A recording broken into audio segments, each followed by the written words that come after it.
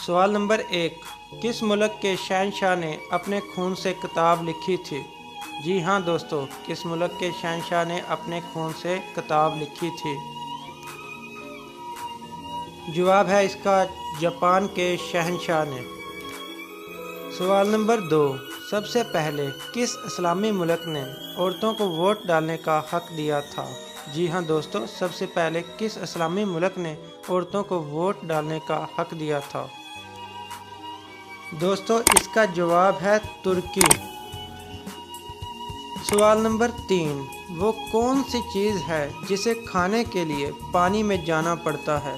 जी हाँ दोस्तों, वो कौन सी चीज़ है जिसे खाने के लिए पानी में जाना पड़ता है? इसका जवाब है गोता। सवाल नंबर 4, वो कौन सा कलम है जिससे लिखना जायज़ नहीं?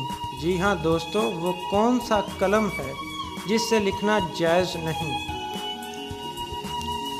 इसका जवाब है सोने या चांदी की निब वाला पेन।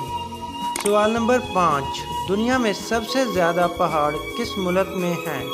जी हाँ दोस्तों, दुनिया में सबसे ज़्यादा पहाड़ किस मुल्क में हैं?